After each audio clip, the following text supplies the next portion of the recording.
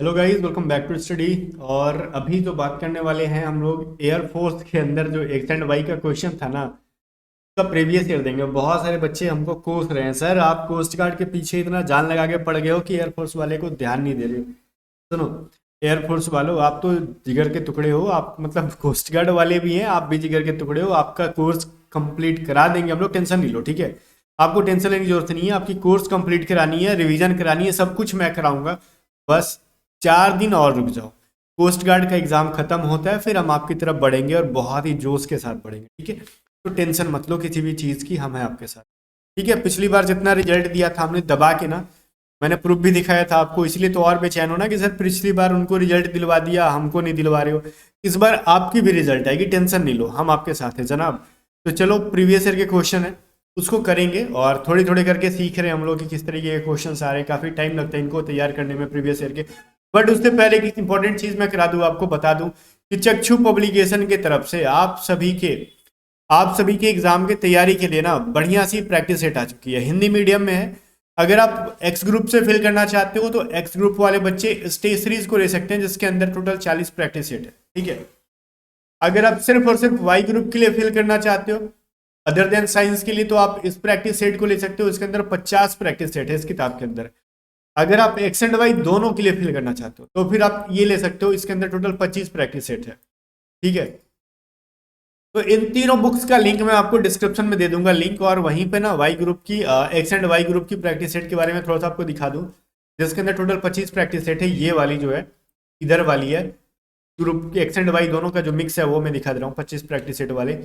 तो इसके अंदर जो क्वेश्चंस होंगे ना, आपको एक चीज समझ में आ रहा है, वो क्वेश्चंस हैं, ठीक है। क्वेश्चंस के बाद आपको मेन चीज है ना, क्वेश्चन तो हर बुक में होते हैं, आपका आंसर की भी होता है। ये जो डिटेल सोल्यूशन ना, एक को पूरा सॉल्व कैसे करना है, पूरा सॉल्व कैसे करना है, ये बहुत ज्यादा इंपॉर्टेंट है।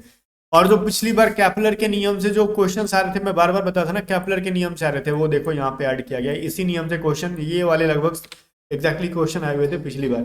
तो वो सारे प्रैक्टिस सेट के साथ आपको मिल जाएंगे, ठीक है। तो वो जो है चीज, तो प्रीवियस ईयर के क्वेश्चन भी इसके अंदर मिक्स रहते हैं, नए क्वेश्चन भी रहते हैं। तो जाओ, लिंक मैं आपको डिस्क्रिप्शन दे दूंगा, तो जाके आप वहां से चेकआउट कर सकते हो। अभी बात कर लेते हैं, पहला क्वेश्चन क्या था 27 तारीख को। 27 तारीख की किस शिफ्ट का है सर? शिफ्ट A4 का है, ठीक है। मतलब 27 तारीख के फर्स्ट शिफ्ट का है। अब सुनो, ये क्या क्या है ना, अब ये कहाँ गया क्वेश्चन सर? ये रहा, one who it's too much, जो बहुत ज्यादा खाता हो उसको ग्लूटोन कहते हैं, ठीक है। जो बहुत ज्यादा खाता है उसको क्या कहते हैं? ग्लूटोन। ये एक वन वर्ड सब्स्टिट्यूशन है। अगर आपने लाइफ में कभी नहीं पढ़ा है तो मैं आपको पढ़ाऊंगा, ठीक है। ये वन वर्ड सब्स्टिट्यूशन कहते हैं इसको, ठीक है। और फिर एक कॉन्फिस्केटेड, ठीक है। इसका सिनोनिम पूछा गया था। इसका मतलब होता है एक तरीके से ना अंकुश लगा देना। कॉन्फिस्केटेड का मतलब क्या होता है? अंकुश लगा देना, ठीक है। अंकुश लगाना, अंकुश लगाना मतलब रोक लगाना, ठीक है। तो रोक कैसे लगाओगे? या तो आप उसको अपना, उस चीज पे अपना अधिकार दिखाओगे, रख दो भाई, छोड़ दे, अब इस पे कुछ नहीं होने वाला, मतलब उस पे आपका अधिकार चल रहे हैं, टेक ओवर कर लिया आपने, या फिर उसको सीज कर दिया, ठीक है। तो भी हम किसी चीज पे अंकुश लगा सकते हैं। समझ में आ रहा है? ये जो चीज थी बढ़िया है। एबिड का मतलब होता है क्या यहाँ पे? बांधने के अर्थ में होता है ना। तो फिक्स प्रीपोजिशन पूछा था, तो एबिड के साथ बाई प्रीपोजिशन का यूज होता है। और अवेट का मतलब बांधना नहीं होता, सॉरी बाय मिस्टेक मैंने बोल दिया। अवेट का मतलब होता है पालन करना, ठीक है। किसी चीज पे दृढ़ रहना है, ये भी कह सकते हो, ठीक है। आगे देखते हैं, चलो। किसी चीज पे आप दृढ़ दृढ़ हो या फिर किसी चीज का पालन कर रहे हो, उसको कहते हैं अवेट, ठीक है। बांधना नहीं होता है। फिर है हेयरसी का मतलब पूछा गया था, करेक्ट स्पेलिंग आपसे। मैंने कहा था ना, जो जो लेटर इसमें बहुत ज्यादा रिपीट कर, जैसे आर देखो दो दो बार रिपीट कर रहे हैं, ठीक है। एच इसके अंदर रिपीट कर रहे हैं, ऐसे जनरली आपको करेक्ट स्पेल्ड में, मिस स्पेल्ड में पूछा जाता है। अब कैलकुलेटिव से रिलेटेड आपको सिनोनिम या फिर एंटोनिम में से कोई एक चीज आया हुआ था, बट कैलकुलेटिव से आया था, ठीक है। तो कैलकुलेटिव का कहने का मतलब जो चीज है जिसको काउंट की जा रही है, डिटरमाइन है, एडजस्ट है, ये सारी चीजें इसको सिनोनिम होती है।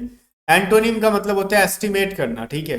मतलब ये कैलकुलेट कर ले रहे हो आप, हाँ इतना इतना हुआ। एस्टिमेट मतलब आप अनुमान लगा रहे हो, कैलकुलेट नहीं है, अनुमान इतना इतना है, एग्जैक्टली कितना पता नहीं, गेस करना, नेग्लेक्ट करना, ये सारे क्या उनके एंटोनिम एक तरीके से काउंट किए जाते हैं। तो सारे के सारे एंटोनिम है, इनको याद रखना, वीबीआई है। आगे वंडरेड का सिनोनिम पूछा गया था, वंडरेड, और वो पैसेज में पूछा गया था। पैसेज के अंदर भी ना दे देता है, कोई वर्ड खोजना रहेगा, उस वर्ड का ना सिनोनिम। तो पैसेज जब भी बनाना, जब भी आपको लगे कि ये वर्ड थोड़ा सा डिफिकल्ट टाइप का लग रहा है, तो ध्यान से कॉपी पे नोट कर लेना या फिर ध्यान से देख लेना वो किस लाइन में है, क्योंकि उसी से रिलेटेड अब पैसेज में सिनोनिम, जनरली सिनोनिम ही पूछता है या फिर एंटोनिम पूछ लेगा। तो जनरली मैक्सिमम 99% चांसेस में सिनोनिम पूछता है। तो पूरा सेंटेंस पढ़ा करो कि वो कहना क्या चाहता है, उसके according synonym according to option choose कर लो, ठीक है। बस अब क्या था, वो पैसेज किसी ने बताया नहीं था, बस कहा गया था कि वांडर का जो है सिनोनिम पूछा गया था पैसेज के अंदर।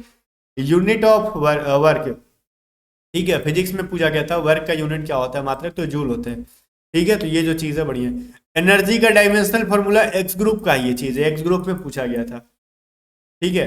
तो ये इक्वल होता है वर्क, देखो ये पूछा गया था ना कि एनर्जी का डायमेंशनल जो फॉर्मूला होता है वो किसके बराबर होता है, तो वो वर्क के बराबर होता है। ये फॉर्मूला नहीं पूछा गया था, पूछा गया था कि वर्क के बराबर होता है, मतलब वर्क ऑप्शन में होगा। और पूछा गया था कि निम्न में से ऊर्जा का विमीय सूत्र या फिर डायमेंशनल फॉर्मूला किसके बराबर होता है, ठीक है। तो वर्क के बराबर, दोनों का डायमेंशनल फॉर्मूला होता है m1 L2 T-2, ठीक है। तो ये जो चीज है चलो आप याद रखोगे, m1 L2 T-2। आगे कह रहे हैं अनलेस अनटिल से रिलेटेड एक क्वेश्चन था, ठीक है। मैंने बोला था कंजक्शन में एडजेक्टिव एडवर्ब से क्वेश्चन बहुत ज्यादा पूछे जाते हैं। एक ईडियम था the bell the cat, to bell the cat, to bell the cat का मतलब होता है रिस्क लेना, टू टेक अ रिस्क, ठीक है। एक फिल इन द ब्लैंक था, आई सा lady dash daughter studies in USA, एक मैंने एक लेडी को देखा जिसकी बेटी कहाँ पे पढ़ती है, यूएसए में देखा, ठीक है, पढ़ती है। अब उसकी बेटी को नहीं देखा, अब उसकी बेटी कहाँ पढ़ती है, यूएसए में। तो अब जिसकी बेटी ना, कि जो बेटी, तो जिसकी के लिए क्या यूज करते हैं, हुज। तो ऑब्वियसली यहाँ पे फिल कर देंगे हम लोग हुज को। ऐसा lady whose daughter studies in USA, मतलब यूएसए, कि जिसकी बेटी जो है यूएसए के अंदर पढ़ती है, clear. I have heard the dash news, मैंने डैश न्यूज सुना, कैसा न्यूज सुना भाई, लेटेस्ट न्यूज सुना या फिर लास्ट न्यूज, लेटर या फिर लेटर। अब सुनो, लेटेस्ट न्यूज हमेशा हम लोग कहते हैं ना ताजा ताजा खबर, तो वो लेटेस्ट की टर्म में यूज होता है। तो ये लेटेस्ट, लास्ट, लेटर, और लेटर जो है यहाँ पे पूछा जाता है। तो लेटेस्ट का मतलब होता है अभी अभी फिलहाल का, और लास्ट का मतलब समझ ही रहे हो बाद का, लेटर का मतलब बाद वाला, ठीक है। लास्ट बाद वाला, तो फिलहाल पूछेगा लेटेस्ट ही होगा आपका, करेक्ट आंसर लेटेस्ट हो जाएगा इसका, ठीक है। और इसमें हुज हो जाएगा, और कुछ नहीं। आगे देखो, एक था नरेशन था the writer says he is happy, ठीक है। तो उसको चेंज करना था, the writer says that he is happy, पूरा प्रेजेंट इंडिफरेंट में, तो प्रेजेंट इंडिफरेंट में रख देंगे, इसका टेंस चेंज ही नहीं करने का अपने को, ठीक है। बिकॉज टेंस इसका देखो ये जो है ना, रिपोर्टेड वर्ब रिपोर्टेड स्पीच दोनों को देखना होता है। ऑलरेडी प्रेजेंट में है तो प्रेजेंट में ही रखेंगे।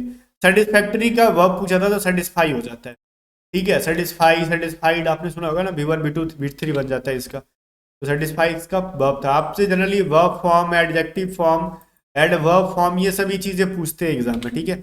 आगे देखो, she want to become dash successful actress, वो एक सक्सेसफुल एक्ट्रेस बनना चाहती है।